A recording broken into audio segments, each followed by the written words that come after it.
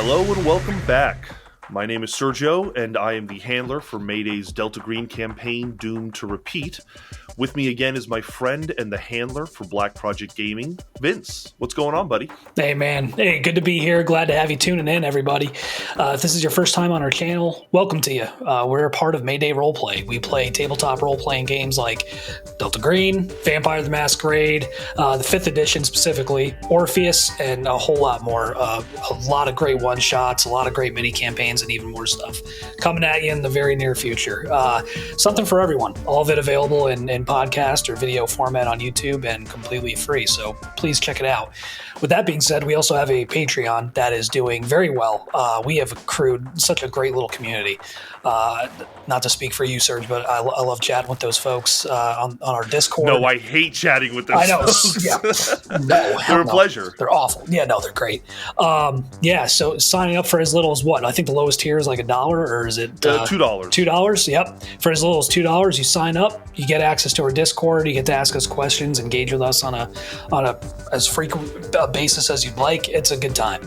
A lot of behind the scenes content too, like some of the videos we're doing here. Some great behind the scenes content for Caleb's Vampire campaign, some one-on-one sessions, a lot of good stuff. And for Tales from the Loop, there's a bunch of cool stuff there too. And Tales from the Loop, which was absolutely phenomenal. Great job, and shout out to Lev on that one. For those of you who are here, it's probably because you've seen the yellow sign, or maybe your case officer has brought you to us, but I want you to tune in, buckle up, because regardless, you have found The Dead Drop, a guide to running impossible landscapes. Vince, in our first episode, you laid out for us what to expect, how to prepare to run this campaign, but today we are waiting till the sun sets and venturing up into the night floors with you. Yes. We're discussing for this episode everything a handler needs to know about prepping and running the first chapter of Impossible Landscapes, otherwise known as the Night Floors. Now, to help generate questions for Vince from the perspective of a handler new to this campaign, I am reading along for the first time. So I just finished reading this scenario, and I do have to say I already love it. It's full of intrigue, paranoia, thrills, everything you want out of a Delta Green scenario, let alone a campaign. So it's really a great way to start this story. Now, for those of you watching, if you have questions about the campaign, please submit them to us, and we will try to answer them in the next episode. Yes. We've already got some great questions from our patrons, which we will be reading and replying to in the appropriate episodes. You can reply in the comments of this video. You can DM us. If you want, you could join our Patreon and talk to us in the Discord. Wink, wink, nudge, nudge, however you like. But finally, as a warning, there are some big-time spoilers for this campaign ahead. So if you are a player in an Impossible Landscapes campaign, you need to go somewhere else. But if you are interested in running or currently running this campaign, welcome. Okay, so now that we've got all the business out of the way, let's get to it. Absolutely. Vince, set us up. What is the premise for the Night Floors, and what can we expect? So just some background. Way back in the day, before we had an Impossible Landscapes campaign to even discuss, before Delta Green came out with its own version and it was still a supplement for Call of Cthulhu, the Night Floors was a standalone scenario. There was no follow-up, there was no continuation of the story, it was very much its own scenario. But for this campaign, as part of Impossible Landscapes, it is very much a brutal, surreal, terrifying introduction to what you can expect for the whole of the campaign, and really a way to hook the players in early and get them invested and kind of set up a lot of the dominoes that will fall throughout the course of the rest of the campaign. We start off in the summer of 1995, in August specifically, in New York City. The agents, or the players, will take on the role of agents assigned to M Cell. The thing to note is that this is considered a Outlaws campaign when we move to the modern era, but it starts off obviously in the cowboy area of Delta Green. So we're still in that cell-based conspiracy kind of setup. I like that they chose the Outlaws instead of focusing on the program. Yeah, so there's a very specific reason for that. And a lot of it has to do with essentially a lack of institutional knowledge or regarding the King in Yellow, the yellow sign, all that good stuff. Yeah, I remember reading that in the opening pages of this campaign that the program does not have as much operational knowledge. That's what the Static Protocol is all about. Yes. But Static Protocol is more related to the Outlaws, and in this in this instance, the Cowboys. Exactly. Yeah. So that's what I meant to say is like the Cowboys and the Outlaws have that institutional knowledge, whereas the program does not. So Right. that's where it differs. But yeah, long story short, the players and the agents of MCell are summoned to New York City to meet with their case officer, Agent Marcus, in Washington Square Park in New York City. And while there, they are given the task of looking into the disappearance of a local artist named Abigail Wright. The whole thing that brought her disappearance to Delta Green's attention was, according to Agent Marcus, the appearance of an occult symbol associated with the unnatural. And so the players are given the task of essentially going and looking into the disappearance of Abigail, determining if there's some kind of unnatural vector or incursion, and of course containing it, destroying it, neutralizing it, what have you. A classic start to any Delta Green campaign. Yeah. What's the next step after that? They've been given the briefing. Yep. So the bulk of their introduction to the world of the King in Yellow comes as a result of looking into Abigail's apartment. So Abigail lives in a building known as the McCallister Building in the Kips Bay neighborhood of Manhattan. And it sort of functions like an artist co-op. It's a low rent sort of area where various local artists can live on the cheap and devote themselves to their art. There's a lot of other little things that start cropping up with the other tenants, of course, that we'll get into. Since this Abigail Wright thing is really just scratching the surface. It's really not even all that the players can expect to encounter. So would you expect that usually players, the first thing they'll do is go to Abigail's apartment? Yeah, so that's the big hook is they are there under the guise of federal agents brought in to further look into the disappearance.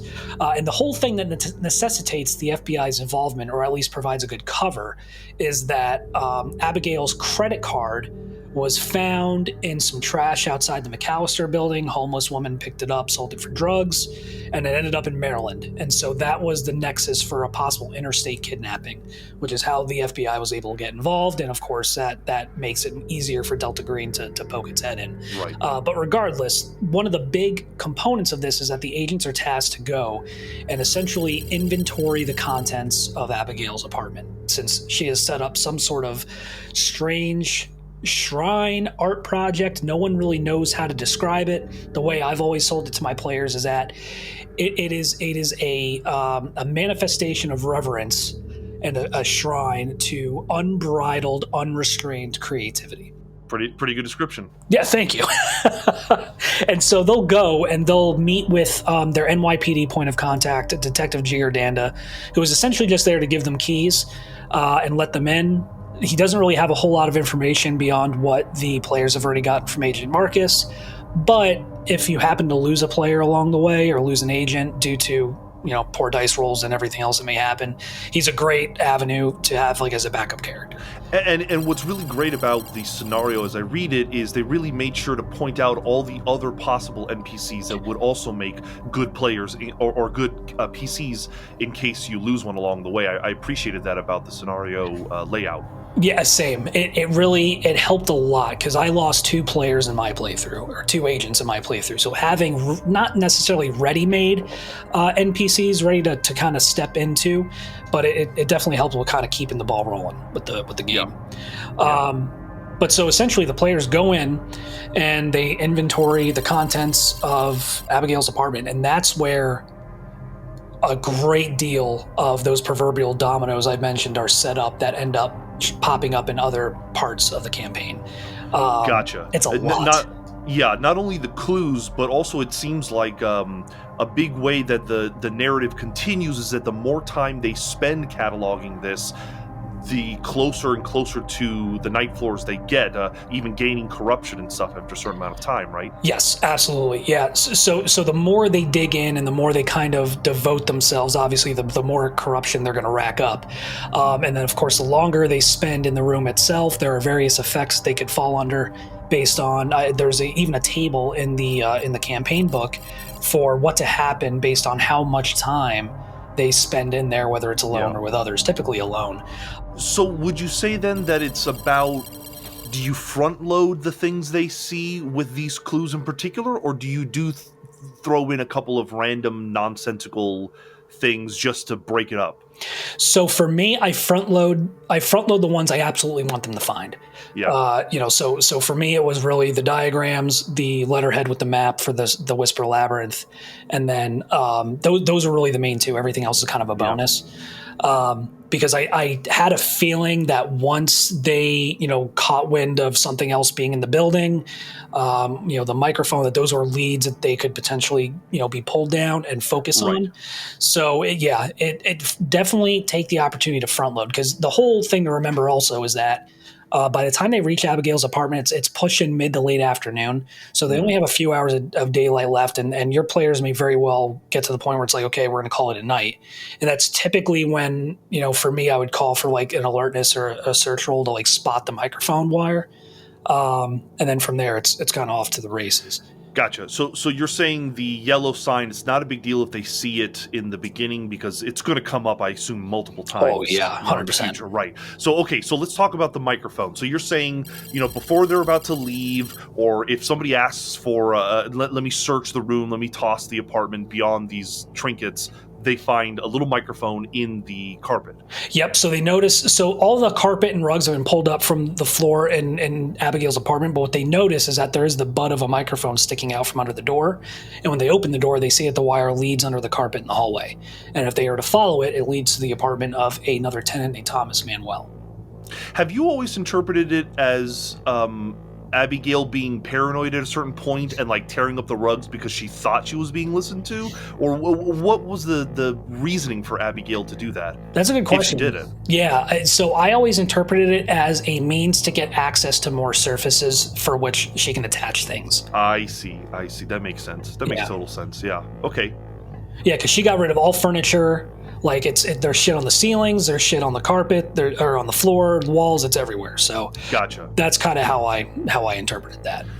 So when they find this microphone, it's obvious to assume the first person they're going to interact with is I forget his name. Lewis is his name? Thomas Manuel. Thomas Manuel. I was completely and totally off. But there we go. Thomas Manuel. There's a lot of them. There's a lot of tenants. Just real quick, if you were to cast this in a movie, who do you think Thomas Manuel reminds you of? His personality, stuff like that. Just to throw it out there, because I was thinking about it, I like John Leguizamo, maybe a 90s version of John Leguizamo. Dude, that's the first one that came to mind. That's funny. First one just that came because to mind. Leguizamo's funny, he's charismatic, but he can also be not very trustworthy, and I assume the players are going to immediately think this guy's up to something. Oh, 100%. Like, hey, we've got a missing person, and you've got a microphone sticking out from under her door. Like, yeah, dude, you've just made the suspect list. Yeah. I guess this is now the time to talk about how each tenant that our players can explore have two versions of themselves, a day and a night version. Why is this, and what is Thomas like during the day versus night? Man, great. This is really where we start getting into the weeds on some of the finer details. So like my first recommendation to handlers running this is consolidate all the information like in whatever note format you decide to take. So make sure you've got one page dedicated to Thomas divided into night and day. So you've got a quick reference right there, and you're not having to flip through multiple pages to get everything, because there is a lot of information scattered in different sections, and so it's helpful to get it all compiled in one spot. Do that for all the tenants that come up, because each one not only has two different versions, but there's a lot of information to go through, especially if you've got players who actually, do the agent thing and start looking into these people. Yeah. So then there is Roger Carun. Carun? How do you pronounce his name? I pronounced it Carun. Okay. He's a science fiction author who's written some pretty, in the universe, big name books, moderately successful. But by day, he's kind of unassuming. He's homely, obsessed with with neatness, kind of just, typical like eccentric shut-in author type. Yeah. Again, the common thread is by day nobody's going to have anything of value, which is why the NYPD and the FBI's inquiry is kind of dead-ended, because nobody knows anything and nobody's seen anything, and that's pretty much the name of the game. So really, the daytime investigation should just be filled with eccentric characters, interesting characters, but ultimately ignorant characters that don't have any information. Absolutely, yeah. The way to kind of look at it is that their knowledge of the night floors and what really happened with Abigail is not unlocked until the sun goes down, and then they recall, and then like that's when the corruption that they've endured from the King in Yellow and his presence it really kind of takes hold. Gotcha. So yeah, at night. Typically, so at night, he's up in the night floors hanging out with Mark Roark in the smoking lounge, smoking and drinking. He always reeks of cigars and brandy. If he's asked about Laura right after dark, he claims that she never left. He acts confused if the agents, confront him about her disappearance, and he says that she lives on the sixth floor in apartment 12A. Gotcha. Yeah, if he's asked about the night floors, it's like, oh, it's always been this way. Everyone knows it. All right, so Roger sounds interesting. Then there's his editor, who will just give you more clues about him not doing his job, right? Right, exactly. Yeah. So there's other like little leads the players could follow up on. Like for Thomas Manuel is its parents. For Roger, it's his editor, and then we've got Michelle Vanfitz, who at night probably presents the most clear and present threat to the players. Probably the only one that they can reasonably expect to engage in combat with, depending on how things on the night floors go. Sure. But she's kind of like your typical hippy dippy anti-establishment type, in the 1990s. She's a feminist author, a real firebrand. Withdrawn and dire are the words. Seems to be all she wants to talk about is her writings and just feminism, theory in general. Absolutely, yeah. Fuck the pigs, ACAB. Doesn't want to cooperate.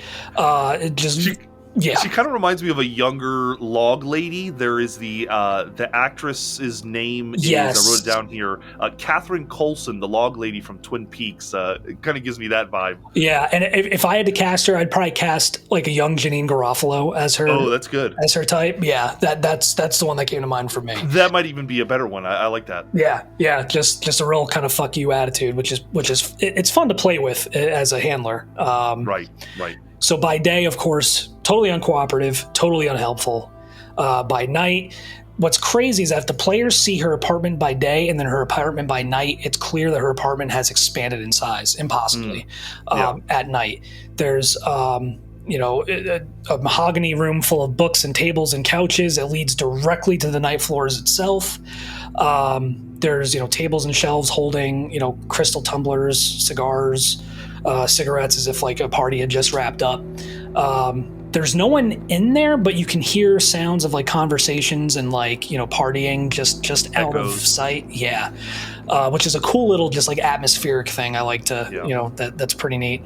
The one thing with her is that she will attack the agents if she thinks she's going to be taken into custody. She has an antique tomahawk with her. She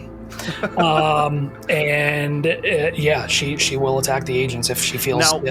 If she feels like she's going to be taken into custody, I guess obviously threatened as well, what might that situation look like? Like if they are being real aggressive with her, like how is your apartment able to be, this impossibly large? What about if they try to venture further into her apartment, into the night floors? Would she attack them then or no? So the way the book describes it is if she thinks she'll be taken into custody, if she thinks that the agents have stolen any of the books that she has in her apartment, or if she thinks that they are going to impede the progress of the night floors. So I think exploration in and of itself is not necessarily a trigger for that, but if she thinks the agents pose some kind of threat.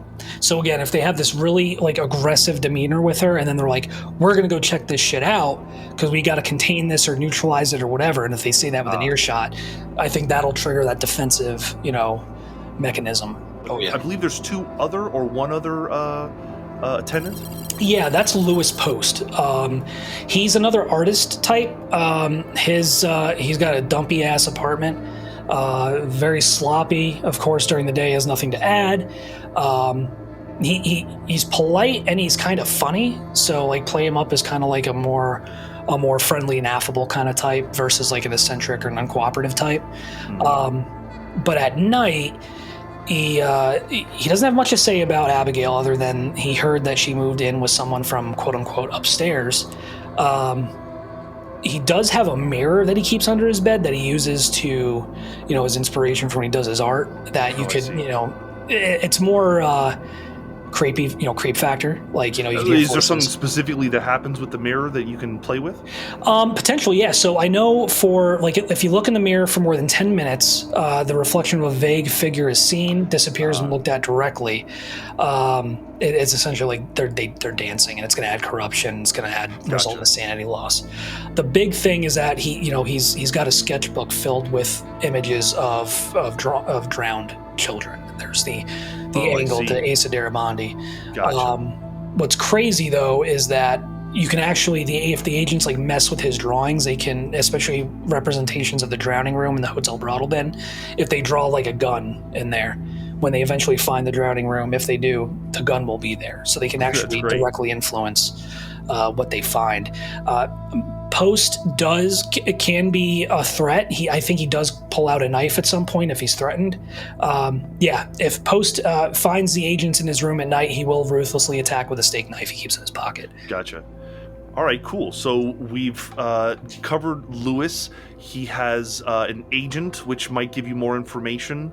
Yep. Obviously at this point, really the only thing left for the agents to do is to venture up to the 4th floor and see what's waiting for them. That's it. Yep, absolutely. And that's when shit gets wild, as if it hasn't already.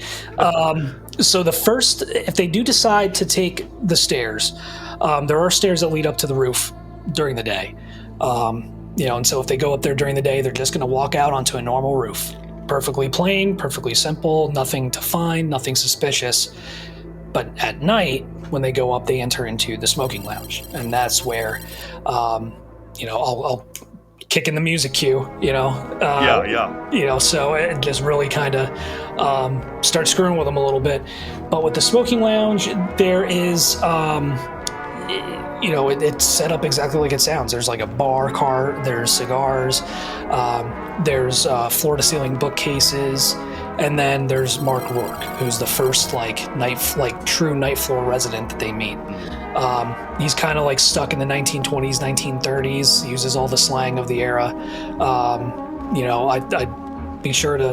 one thing I did was I looked up 1930s slang to try to incorporate into how he talked. And then also look up some 1930s facts in case the agents ask some off-the-wall shit, like who's the president. That's a great idea. Yeah, so who's the president? Franklin Delano Roosevelt. Who the fuck you think it is? Right. So yeah, he's got some general information, and I've used him as an avenue to provide additional information on the other tenants, like the other people that come up and hang out.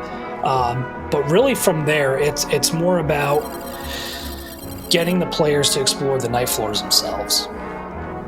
So going further past the smoking room. Going further in, yeah. Now, is it every new space is heading upstairs, or can you set it up where there are other rooms and things on the same floor as the smoking lounge? Yeah, so the way I really do have it set up to where, or at least in my playthrough, I had it set up to where it is very much structured like a hotel or like an apartment building. There's multiple apartments on each floor, multiple hallways. It's easy to get lost, and then of course stairs leading up and down. Where the difficulty comes into play is that in order to successfully navigate the night floors and make your way back to the smoking lounge to leave, the players have to fail sanity rolls. I see. So once they leave the smoking lounge, if they turn around, it's gone. It's gone. Kind of a thing. Okay. Yep, it's gone. They are suddenly, they've wandered down hallways that they didn't even know they were walking down, and they are no longer inside of the smoking lounge. Gotcha.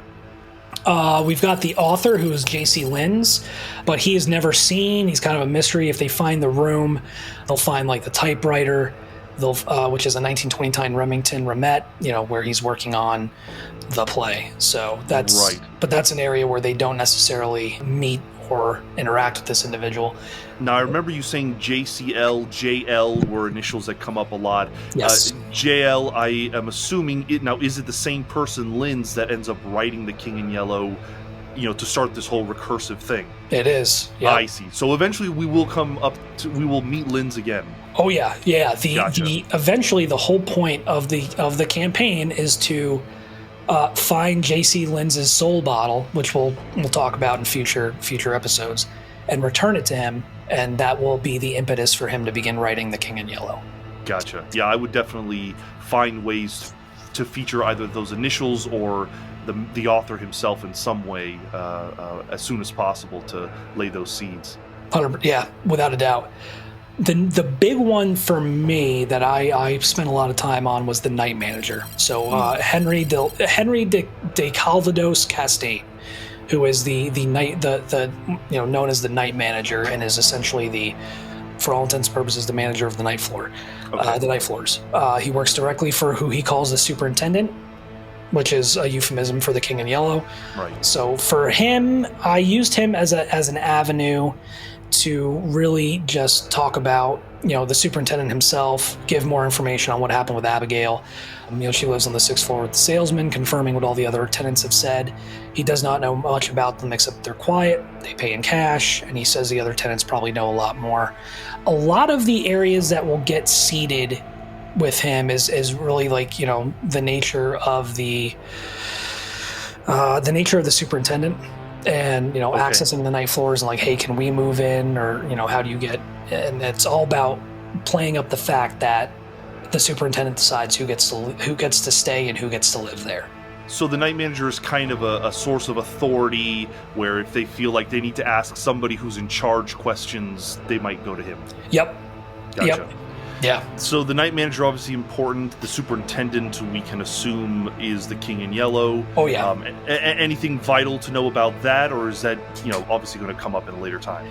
Yeah, if the players ask, well, hey, can we meet the Superintendent? He'll say the Superintendent lives upstairs and is having a party tonight. And he has a party every night, so Gotcha. Which is, Carcosa. So. Is there a limit in those first early sessions how high up into the night floors they can go, or? So yeah, I the way I had it set up, and it's never really kind of limited in the book, but the way I had it set up was that you could go as far up as you seemingly want. But you don't know how far up you actually are. Like, have you really gone anywhere? Or are you just, moving up a floor when you think you've been moving up several? How far up does this go? Like, so if they decide they want to keep going up the stairs until they reach the top, they're going to keep walking, is the way I had it. So, well, what if they wanted to stop at 12A on floor 6? Would they be able to reach Abigail's new apartment, or would you kind of throw them a loop? I would. You could play it either way. Like, I would throw them a loop. I would throw them in a loop, and it also depends on if they manage to succeed or fail those sanity rolls to navigate. If they're trying to go someplace specific. I guess that's a big mechanic that needs to be reminded, is that if they are trying to move to different floors or different sections, they have to keep making those sanity rolls. Right. Yep. And failure is a success. Failure is a success. Yeah. Yeah, 100%. That is, and if they decide to check the apartment, I can't recall. I think you can find it, but there's nothing in there. Like, nobody's around. Yeah. In case you don't see the sign in the earlier parts of the scenario, it does seem like there is a moment where you can find a small piece of paper with the yellow sign on it. Can we talk a little bit about the yellow sign and how it works, yes. kind of mechanically? Absolutely. So with the yellow sign itself, is seeing it will cost you 0 if you succeed, 1d4 if you fail from helplessness. The first time you see it. If you lose sanity from seeing it, you gain 1 corruption. Gotcha. And you become compelled to share it. So you've got to like spread it. You've got to keep sharing it with others. If you don't, I believe you can't sleep. How would you handle that with players? Do you message them? Do you just say to them, and you feel compelled to share it? I message them. I'm like, Okay. your soul, you are compelled at this point to share this symbol. Other people need to see it. Gotcha. If it's the last thing they do, like they need to see it, and just to really just kind of push that like strong urge, like you need to see this. And it makes sense as agents, you want to share information with the other agents, so it's a completely innocent, or it can be played off as completely innocent. Absolutely. Yep. If they attempt to sleep without having shared it, they suffer from nightmares, and they essentially suffer the effects of sleep deprivation. But once they share it, the compulsion ceases, they can sleep again, everything is back to normal. I see. Gotcha. Yep. Okay, good to know. Getting back to what we were saying just a moment earlier, all of this great stuff can happen on the night floors. They can go up as high as they want. The problem is that the scenario very clearly states, or at least it doesn't give us a very clear resolution. Maybe suggests some things, but nothing really stood out to me as like a solid idea. I'd love to talk to you about what would be a good way to resolve this, knowing that it's really just a precursor to the rest of the campaign. Yeah, it's as we both know, players can be dogs with bones, and getting them to leave a loose end is next to impossible sometimes. So after a certain point, you really got to beat them over the head with the fact that they are not finding Abigail. Abigail's gone. Doesn't matter how much time you spend in the night floors, like she is no longer here. And how would you recommend doing that short of saying it? I mean, of course, we can always roll an intelligence roll and then beat them over the head. But are there other indications with the NPCs, things they say, things like that? Yeah, like for example, like you can use Henry Castaigne, the night manager. You can use the other tenants, especially at night, just saying, she's no longer here. She's moved on. She's not upstairs. She's not anywhere. She's, you'll find her when you're meant to. Like little seeds like that. What I ended up doing was because with my players, they ended up becoming increasingly desperate, and that was coming through in how they were treating some of the other folks and how they were kind of running around the night floors. And so eventually I had Henry Castaigne confront them and say, you have to leave now.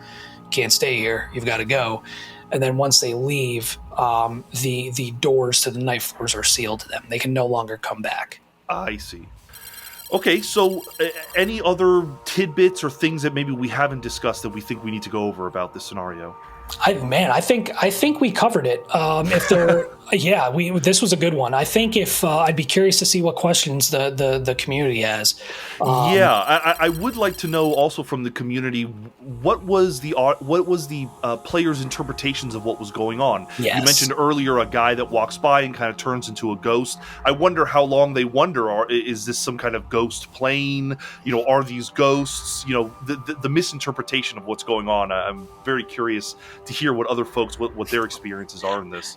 Absolutely, that would be cool. That's a fun part of seeing how this turned out for other people. Well, definitely, folks, if you have questions, if you have comments, if you have funny anecdotes about running the scenario, please let us know. Let us know in the comments or message us. I want to thank you, Vince, for going over this. This has been incredibly helpful. As railroady as some might say that it is, and if people are not satisfied with dead ends, man, I mean, you just talk about creep factor and just an overall great experience. This is a great way to kick this campaign off. Yeah, it definitely has it in spades. So if you guys have enjoyed today's episode, make sure to like and subscribe. We are covering every chapter of this campaign, so you don't want to miss out. If you haven't considered it yet, you should join our Patreon, because technically you will be missing out on all of the unedited versions of these videos, which will have more detailed guides. We are showing maps. We're connecting the dots where maybe you wouldn't see in this free version. So definitely recommend you check out our Patreon at patreon.com/MaydayRP, where at any patron level, you can get access to the full versions of these exclusive episodes. Thank you again for joining us. We'll see you next time. Be seeing you, folks.